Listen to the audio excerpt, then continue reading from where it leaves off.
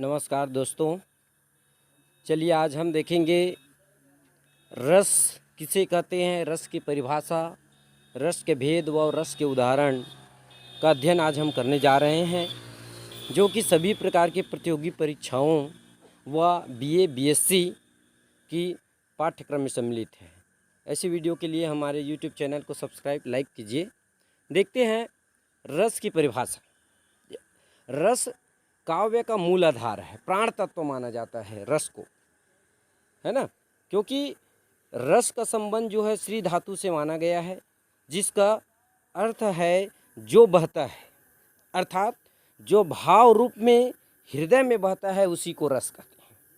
एक मान्यता के अनुसार रस धातु और अच प्रत्यय के योग से बना है, जिसका अर्थ जो वह अथवा जो आश्रित किया जा सकता है।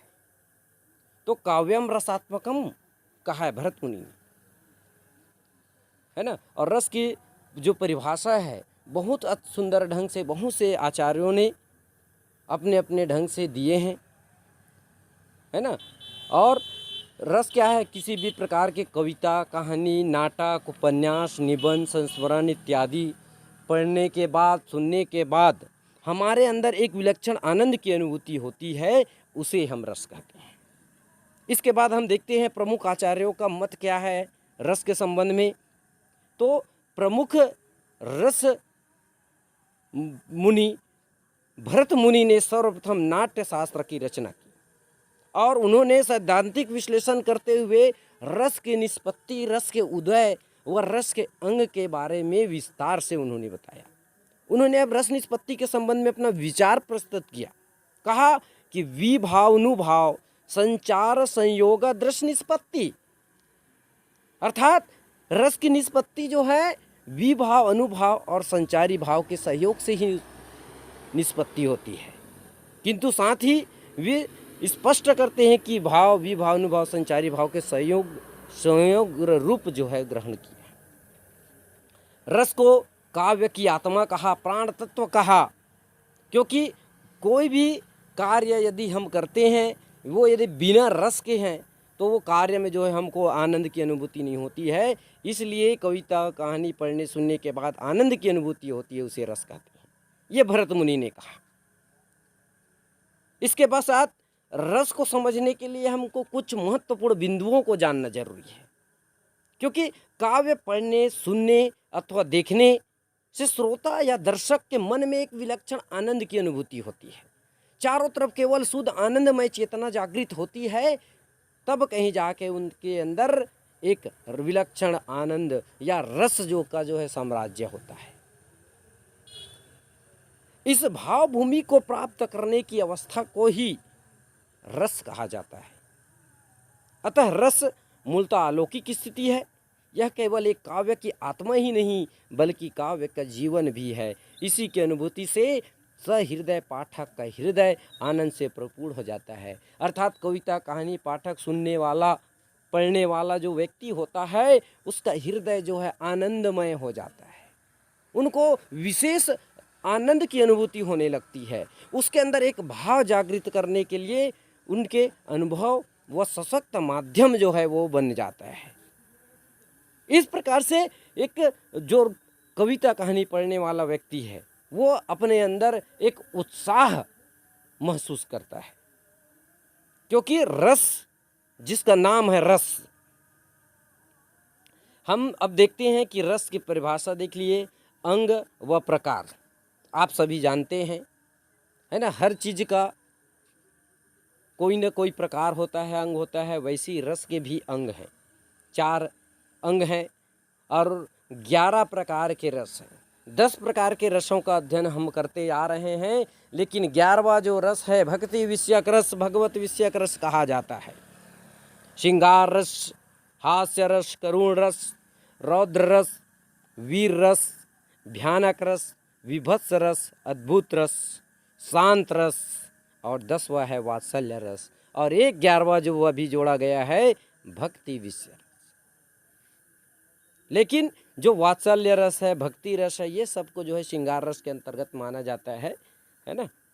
रस के 4 अंग या उस रस के 4 अवयव भी है। जिसका अध्ययन हम कर सकते हैं कि स्थायी भाव, विभाव, अनुभाव, संचारी भाव, व्यभिचारी भाव। इन चारों अंगों का अध्ययन हम आगे विस्तार से करेंगे। निश्चित हमारे वीडियो को पूरा देखिएगा, आपको बहुत लाभ मिलेगा। देखते हैं हम रस के अंग कि पहला देखते हैं कि स्थायी भाव। स्थायी भाव रस का सर्व प्रमुख व पहला अंग होता है। भाव शब्द की उत्पत्ति भ धातु से हुई है, जिसका अर्थ संपन्न होना या विद्यमान होना है। स्थायी भाव शब्द से ही स्पष्ट है, जो हमेशा सदैव हमारे अंदर विद्यमान रहता है, जो सदैव हमारे अंदर पाया जाता है, उसको स्थायी भाव कहते हैं, स्थिर भाव कहते हैं। स्थायी भाव की संख्या अधिक हो सकती है, किंतु आचार्य भरत मुनि ने स्थायी भाव की संख्या केवल 8 मानी। रति, हास्य, शोक, क्रोध, उत्साह, भय, जुगुप्सा और विस्मय, ये 8 है और वर्तमान समय में इनकी जो संख्या 9 कर दी गई है। इसके ऊपर हमने बहुत ही सुंदर ढंग से सूत्र रूप में रस के पूरे 10 प्रकार को सूत्र रूप में बताया है। उस वीडियो को भी आप YouTube चैनल पर सीपी हिंदी क्लासेस पर जा कर के देख सकते हैं। तो 9वां कर दी गई है तथा निर्वेद नामक स्थायी भाव की परिकल्पना की गई है और आगे चलकर माधुर्य चित्रण के कारण वात्सल्य नामक स्थायी भाव की परिकल्पना की गई। इस प्रकार रस के जो मूल अंगों में से प्रमुख अंग स्थायी भाव, स्थायी भाव के प्रमुख जो प्रकार हैं, उन प्रकारों का अध्ययन अभी हमने किया। इसके पश्चात हम आगे अध्ययन करेंगे विभाव का, है ना। और ये जो स्थायी भाव है, इस स्थायी भाव का मूल रूप में विश्लेषण किया जाता है और इस आधार पर 10 रस का उल्लेख किया जाता है। उसके पश्चात हम दूसरा देखते हैं विभाव। रस का दूसरा अनिवार्य एवं महत्वपूर्ण अंग है भावों का विभाव करने वाले, उन्हें आस्वाद योग्य बनाने के कारण विभाव कहलाते हैं। उनको एक अच्छा परिणाम देने के कारण एक निर्मित पर्यायवाची शब्द के रूप में हम इसको मान सकते हैं कि विभाव का मूल कार्य सामाजिक हृदय में विद्यमान भावों की महत्वपूर्ण भूमिका मानी गई है। और इस विभाव के अंग जो 2 प्रकार के हैं, विभाव की संख्या 2 प्रकार की मानी गई है। अधिकतर प्रतियोगी परीक्षाओं में पूछा जाता है आलंबन विभाव और दूसरा होता है उद्दीपन विभाव। आलंबन विभाव और दूसरा क्या होता है, उद्दीपन विभाव। ये विभाव के प्रकार हैं और इस दोनों प्रकारों का अध्ययन हम करेंगे।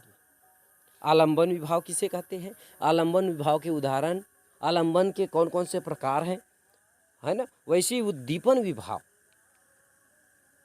के प्रकारों का, उनके स्वरूपों का अध्ययन हम आगे करेंगे, क्योंकि ये जो है सभी प्रकार के प्रतियोगी परीक्षाओं में पूछा जाता है और निश्चित इसमें से प्रश्न बनता है। तो इसके लिए आप बिल्कुल हमारे YouTube चैनल को लाइक, सब्सक्राइब और शेयर कीजिए और ज़रूर आपको लाभ होगा तो सब्सक्राइब कीजिएगा। देखते हैं आलंबन विभाव। आलंबन का अर्थ है आधार। क्या होता है, आधार या आश्रय, अर्थात जिसका अवलंबन का आधार लेकर स्थायी भाव को जागृत होती है, उन्हें आलंबन कहते हैं। अर्थात कुछ न कुछ आधार होता है, कुछ न कुछ किसी चीज़ का कारण होता है और जिस कारण से हमारे अंदर एक आलंबन के भाव जागृत होता है ना। जो भी हमारे अंदर रस है वो जागृत होता है। तो सरल शब्दों में हम कह सकते हैं कि जो सोए हुए मनोभावों को जागृत करते हैं उसे आलंबन कहते हैं।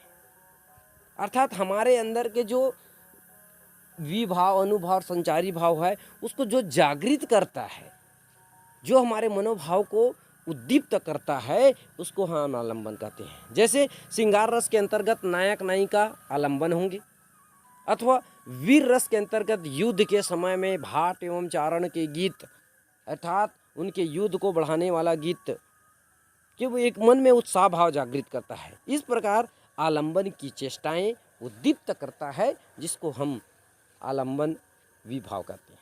दूसरा आता है आपका उद्दीपन विभाव।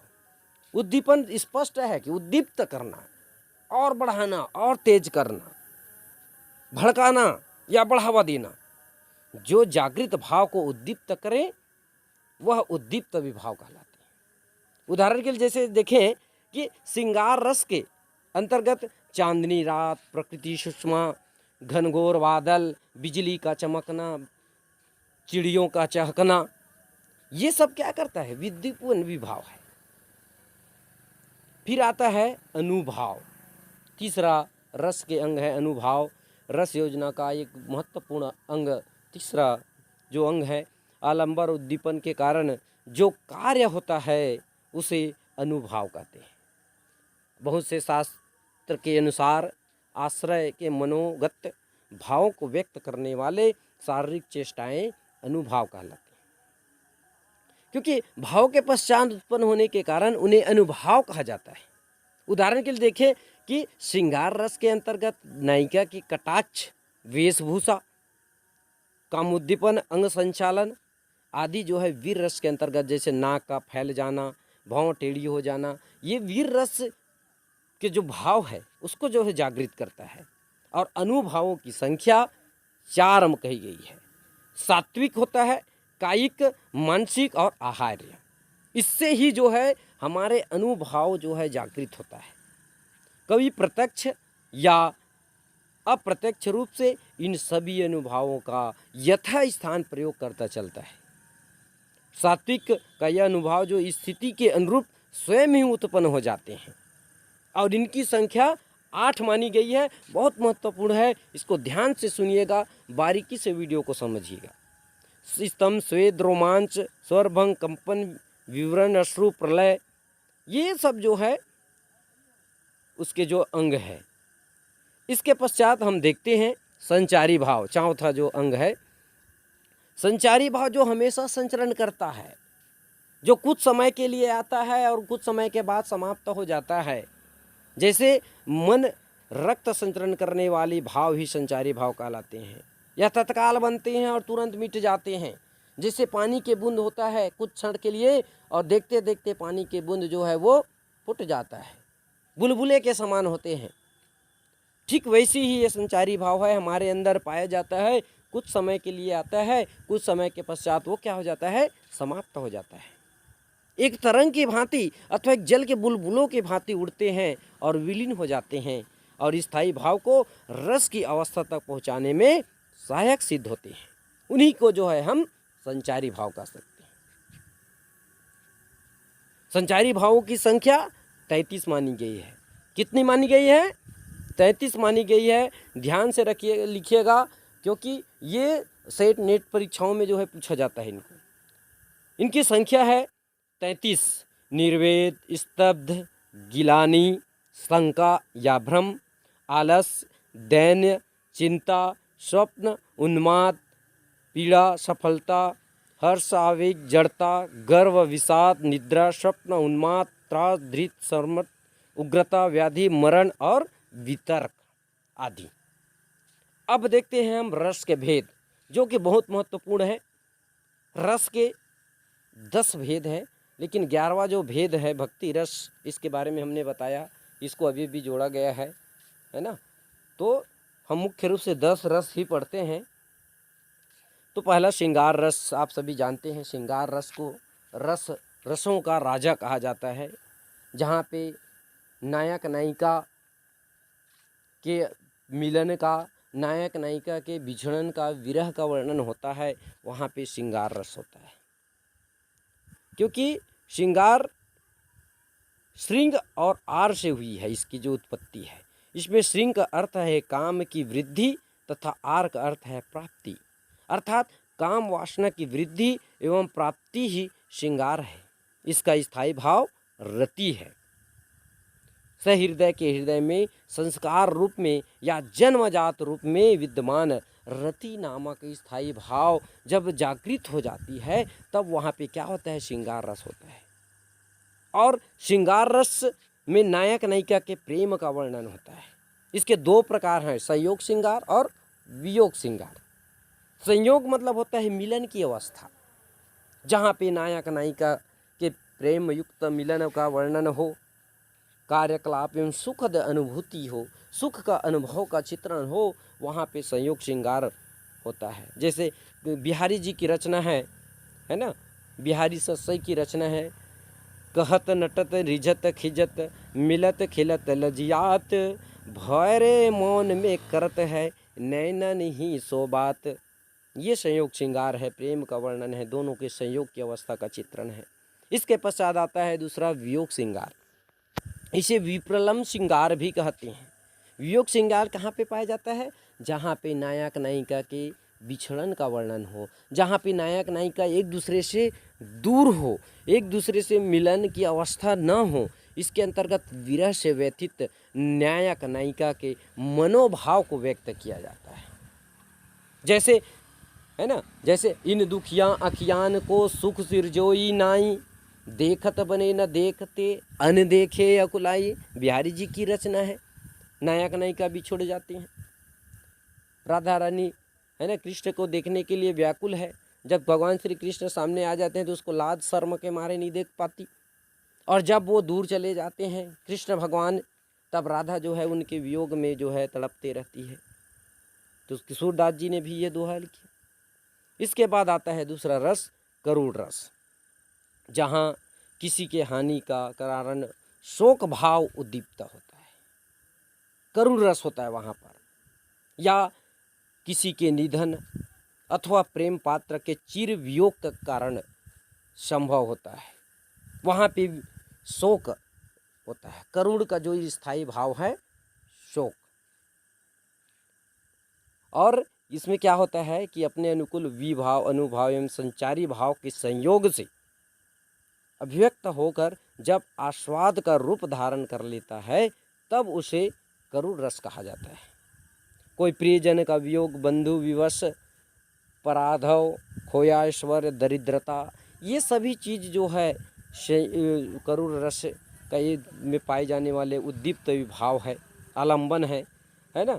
तो ये शोक करुण रस का है, किसी के मरने का, किसी के शोक का। क्योंकि करुण ही एकमात्र रस है जिसमें सहृदय पाठक सर्वाधिक संबंध स्थापित कर पाता है। रामचरितमानस में दशरथ के निधन का वर्णन है, राम राम कही राम कही राम कही राम, है ना। ये दोहा जो है आप याद कर सकते हैं। इसके बाद तीसरा आता है वीर रस। वीर का जो स्थायी भाव होता है, वीर रस का उत्साह, जहाँ विषय और वर्णन में उत्साह युक्त वीरता का भाव प्रदर्शित किया जाता है, वहाँ वीर रस होता है। अर्थात हमारे अंदर एक उत्साह जागृत हो जाता है। सहृदय के हृदय में विद्यमान उत्साह नामक स्थायी भाव अपने अनुरूप विभाव अनुभाव और संचारी भावों के संयोग से अभिव्यक्त होकर जब आस्वाद का रूप धारण कर लेता है, जब हमारे अंदर उत्साह नामक स्थायी भाव जागृत हो जाता है, वहाँ वीर रस होता है। अभिमन्यु अपने साथी से युद्ध के संबंध में उत्साहवर्धक पंक्ति कह रहे हैं। और अब बता दूं कि आचार्यों के अनुसार वीर रस के 4 भेद बताए हैं: युद्धवीर, धर्मवीर, दानवीर और दयावीर। ये 4 प्रकार के वीर रस के प्रकार हैं। इन चारों प्रकार को बिल्कुल आप लोग याद रखिएगा, नोट कर लीजिए। अभिमन्यु कहते कि हे सारते हे द्रोण, क्या देवेंद्र भी आकर अड़े, है खैल क्षत्रि बालों का व्यू भेद न कर लड़े। तो इस दोहा को भी आप देख सकते हैं। फिर चौथा आता है हास्य रस। हास्य का जो स्थायी भाव होता है हंसी, हास्य रस एक मनोरंजक रस होता है।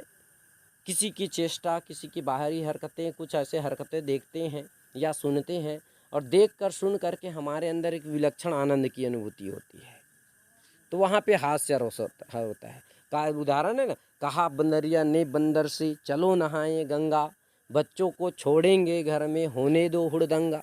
हास्य रस है ना। क्योंकि हास्य रस के और 2 प्रकार होते हैं, एक होता है आत्मस्थ और दूसरा होता है परस्य। इसको भी याद रखिएगा। पत्नी के बीमार पड़ने के चित्र को हल्की हास्य पद स्थिति का चित्रण यहाँ पे काका हथरसी ने अपने एक बहुत सुंदर ढंग से छंद में किया है। वे कहते हैं कि पत्नी खटिया पर पड़ी, व्याकुल घर के लोग, व्याकुलता के कारण समझ न पाए रोग, समझ न पाए रोग, तब एक वैद्य बुलाया, इसी को माता निकली, उसने यह समझाया, यह काका कविराय सुने मेरे भाग्य विधाता। हमने समझी थी पत्नी यह तो निकली माता। इस प्रकार से कवि अतरसी जी ने बहुत सुंदर ढंग से छंद में हास्य रस का उदाहरण प्रस्तुत किया है। इसके पश्चात पांचवा जो रस होता है रौद्र रस। रौद्र का जो स्थायी भाव होता है क्रोध क्रोध भाव को व्यंजित करने वाला ये जो रस है ना, इसमें क्या होता है, शास्त्र के अनुसार हृदय वासना में विद्यमान क्रोध रस नामक स्थायी भाव अपने अनुरूप विभाव अनुभाव और संचारी भाव सहयोग से अभिव्यक्त होकर के आस्वाद का रूप धारण कर लेता है। तब वहाँ पे क्या होता है, रौद्र रस, रौद्र कहा जाता है। इसमें क्या होता है, उदाहरण देखा जा सकता है कि रौद्र रस का उदाहरण है ना, श्री कृष्ण के सुन वचन अर्जुन क्षोभ से जलने लगे, तब सिल अपना भूल कर करतल युगल मलने लगे। संसार देखे अब हमारे शत्रु रण में मृत पड़े, करते हुए यह घोषणा वह हो गए उठ खड़े। अर्थात भगवान श्री कृष्ण की बातें सुनकर के, श्लोक सुनकर के अर्जुन के मन में एक उत्साह, एक क्रोध उत्पन्न हुआ और ऐसा क्रोध उत्पन्न हुआ कि वो युद्ध करने के लिए तत्पर हो गए, लड़ने के लिए तैयार हो गए। तो ये पांचवा जो रस है रौद्र रस। इसके बाद छठवा आता है भयानक रस। भयानक रस का जो स्थायी भाव होता है भय, भय होता है। भय नामक स्थायी भाव जब अपने अनुरूप आलंबन, उद्दीपन एवं संचारी भावों का सहयोग प्राप्त कर आस्वाद का रूप धारण कर लेता है, उसे भयानक रस कहा जाता है। अर्थात इसमें क्या होता है, कोई भी चीज़, कोई भी वस्तु, कोई भी ऐसी घटना देखते हैं और देख करके हमारे अंदर एक भय उत्पन्न होने लगता है, तो वहाँ पे भयानक रस होता है। जबकि संचारी भाव के अंतर्गत प्रश्नों, गिलानी, दयनीय, शंका, चिंता, आवेश आदि आते हैं और इसके अंतर्गत आपका चेष्टाएं, स्वेद, कंपन, रोमांचित आदि जो है इसके अनुभव होते हैं। एक ओर अजगर ही रखी, एक ओर मृगराज, विकल बिटोही, बीछी परियो मूर्छा खाए, इसका उदाहरण है। इसके बाद सातवां आता है विभत्स रस। विभत्स रस का स्थायी भाव होता है घृणा, घृणा या जुगुप्सा। जुगुप्सा का जो भाव हमारे अनुरूप, अपने अनुरूप आलंबन, उद्दीपन एवं संचारी भाव के सहयोग से आस्वाद का रूप धारण कर लेता है, तो वहाँ पे क्या होता है, उसको हम विभत्स रस कहा जाता है। किसी चेष्टाएं, ऐसी वस्तु की स्मृति, उद्दीपन विभाव है, झुकना, मुंह फेरना, आँख मूंद लेना, इसके अनुभव है। जबकि इसके अंतर्गत मोह, आस्पार, अवैध, व्याधि, मरण, मूर्छा, ये जब जो है संचारी भाव है। विभत्स में जे नर माछी खात है, मूड़ा पुंछ समेत, ते नर सर्ग जात है, नाती पुत समेत, ये जो है विभत्स रस का बहुत सुंदर उदाहरण है। इसको भी जो है आप याद कर सकते हैं और पेपर में लिख सकते हैं। ये भी है, आप सिर पे बैठियो काग, आँख दो खात निकारत, खींचत जीवत श्याहर, अति आनंद उर्धारत। फिर आठवां आता है अद्भुत रस। अद्भुत रस का स्थायी भाव होता है, अद्भुत रस का स्थायी भाव क्या होगा, आप लोग सोचिए, आश्चर्य। जब किसी वस्तु, किसी घटना, किसी व्यक्ति को देखते हैं, है ना, जो विस्मय भाव अपने अनुकूल एक आलंबन, उद्दीपन, अनुभाव, संचारी भाव का संयोग पा करके आस्वाद का रूप धारण कर लेता है, उसे अद्भुत रस कहते हैं। आलंबन की जो इसमें कुछ शब्द हैं, जो वर्णन, उद्दीपन है, इसमें स्तंभ, स्वेद, रोमांच, आश्चर्यजनक, ये सब है ना। अखिल भुवन चर अचर सब, हरिमुख में लखीमात, चकित गए गदगद वचन, ये जो दोहा जो है आप लिख सकते हैं। फिर नौवां आता है शांत रस। शांत रस में क्या होता है कि तत्व ज्ञान और वैराग्य से शांत रस की उत्पत्ति मानी गई है। इसका स्थायी भाव निर्वेद या सम है, जो अपने अनुरूप विभाव, अनुभाव, संचारी भाव से संयुक्त होकर आस्वाद का रूप धारण कर के शांत रूप में परिणित हो जाता है। संसार की क्षणभंगुरता, कालचक्र की प्रबलता आदि इसके आलंबन है। शांत रस के बहुत सारे उदाहरण है, कबीरदास जी के जितने भी दोहे हैं, है ना, वो सब जो है इसके अंतर्गत आप लिख सकते हो। यहाँ डिस्प्ले में भी आपको बताया गया है। फिर 10वां आता है आपका वात्सल्य रस।